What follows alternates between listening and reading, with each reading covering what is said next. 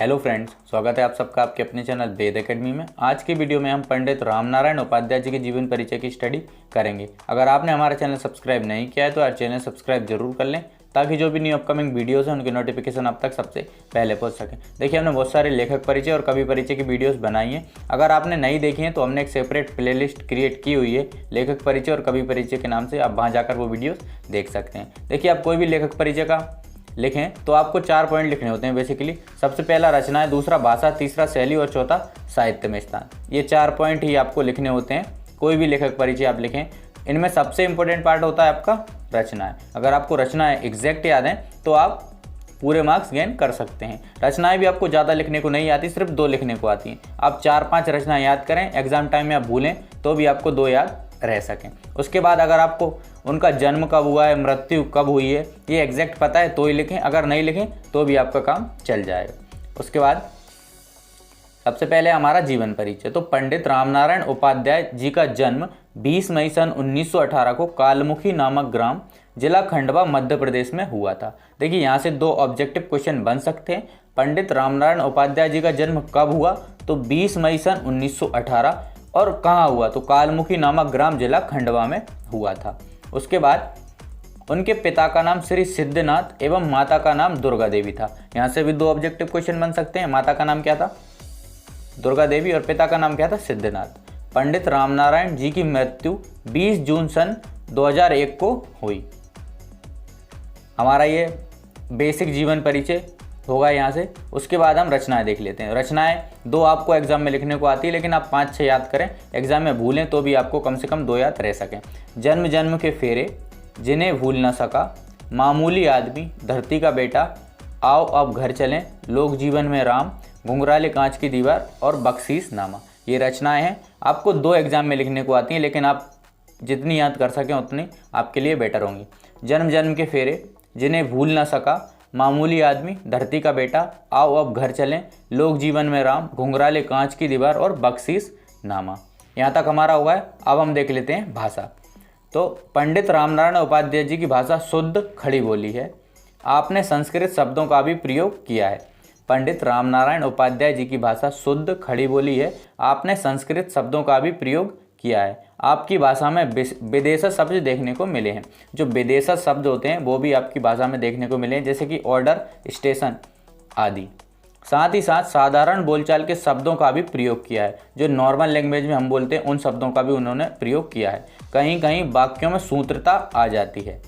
उसके बाद है, अधिकतर वाक्य छोटे व विचारपूर्ण है। आवश्यकता के अनुसार उर्दू, अंग्रेजी शब्दों का प्रयोग भी किया है।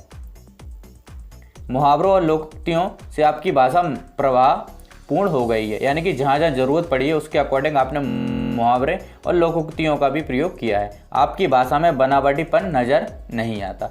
ये हमारी भाषा हो गई। एक बार और हम देख लेते हैं।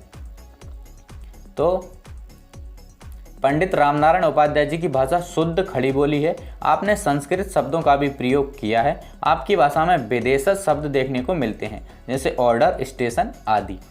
साथ ही साथ साधारण बोलचाल के शब्दों का भी प्रयोग किया है। कहीं कहीं वाक्यों में सूत्रता आ जाती है।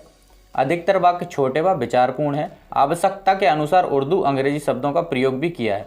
मुहावरों और लोकोक्तियों से आपकी भाषा प्रभावपूर्ण हो गई है। आपकी भाषा में बनावटीपन नजर नहीं आता। उसके बाद है हमारी शैली। तो पंडित रामनारायण जी की शैली में विविधता है, यानी कि कई प्रकार की शैलियों का उन्होंने प्रयोग किया है। आपने मुख्यतः व्यंग्यात्मक, भावात्मक, वर्णनात्मक शैलियों का प्रयोग किया है। ये उनकी मुख्य शैलियाँ, व्यंग्यात्मक, भावात्मक, वर्णनात्मक। आपकी भाषा शैलियों में सटीक प्रयोग से, आपकी भाषा जो शैलियों के सटीक प्रयोग से प्रभावपूर्ण बन गई है। आपने सिचुएशन के अकॉर्डिंग शैलियों का प्रयोग किया है, जिससे आपकी भाषा में शिथिलता आ गई है, आपकी भाषा प्रभावपूर्ण हो गई है। आपके संस्मरण में भावात्मक शैली, व्यंग्यात्मक निबंधों में व्यंग्यात्मक शैलियों का प्रयोग किया है। जो आपने संस्मरण लिखे हैं वो भावात्मक शैली में लिखे हैं, और व्यंग्यात्मक जो निबंध लिखे थे वो व्यंग्यात्मक शैली में लिखे हैं। उसके बाद है, किसी वस्तु घटना को प्रस्तुत करते समय आपने वर्णनात्मक शैली का प्रयोग किया है। देखिए, किसी वस्तु या घटना का जब आपने वर्णन किया है तो वहाँ आपने वर्णनात्मक शैली का प्रयोग किया है। इस शैली में वाक्य छोटे छोटे हैं। जो वर्णनात्मक शैली में आपके वाक्य हैं वे छोटे छोटे हैं। आपने रिपोर्टार्ज लिखते समय भावनात्मक शैली का प्रयोग किया है। जो आपने रिपोर्टार्ज लिखे हैं उनमें आपने भावनात्मक शैलियों का प्रयोग किया है। परिस्थिति के अनुरूप आपने शैलियों का प्रयोग किया है, इससे आपकी भाषा में स्पष्टता है। शैली एक बार और हम देख लेते हैं।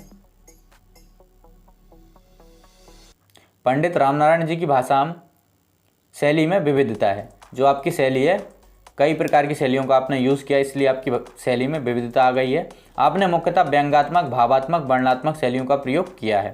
आपकी भाषा शैली के सटीक प्रयोग से प्रभावपूर्ण बन गई है। जो आपकी भाषा है, आपने सिचुएशन के अकॉर्डिंग शैलियों का प्रयोग किया, जिससे आपकी भाषा में शिथिलता आ गई है और वह प्रभावपूर्ण बन गई है। उसके बाद है हमारा आपके संस्मरण में भावात्मक शैली, व्यंग्यात्मक निबंधों में व्यंग्यात्मक शैलियों का प्रयोग किया है। जो आपने संस्मरण लिखे हैं उनमें भावात्मक शैली का प्रयोग किया है और जो निबंध लिखे हैं उनमें व्यंग्यात्मक शैलियों का प्रयोग किया है। किसी वस्तु घटना को प्रस्तुत करते समय आपने वर्णनात्मक शैली का प्रयोग किया है। अगर आपने कोई वस्तु या घटना का वर्णन किया है तो वहाँ आपने वर्णनात्मक शैली का प्रयोग किया है। इस शैली में वाक्य छोटे छोटे हैं। आपने रिपोर्टाज लिखते समय भावनात्मक शैली का प्रयोग किया है। परिस्थिति के अनुरूप आपने शैलियों का प्रयोग किया है। जैसी सिचुएशन है उसके अकॉर्डिंग आपने शैलियों का प्रयोग किया है, इससे आपकी भाषा में स्पष्टता है। उसके बाद हमारा साहित्य में स्थान। सादा जीवन उच्च विचार के धनी पंडित रामनारायण उपाध्याय जी ने लोक संस्कृति और जन कल्याण के लिए कार्य किए हैं, वह सराहनीय हैं। सादा जीवन उच्च विचार के धनी पंडित रामनारायण उपाध्याय जी ने लोक संस्कृति और जन कल्याण के लिए कार्य किए हैं, वह सराहनीय हैं। ग्रामीण जीवन की अभिव्यक्ति ने उनके साहित्य को अनुपम बना दिया है। आपने नई नई विधाओं का प्रयोग किया है। आपकी रचनाओं से समाज कल्याण की प्रेरणा मिलती है। हिंदी गद्य साहित्य आपका सदैव ऋणी रहेगा। आप हिंदी गद्य साहित्य के देदीप्यमान सूर्य हैं। ये 2 लाइन आप सबके में लिख सकते हैं।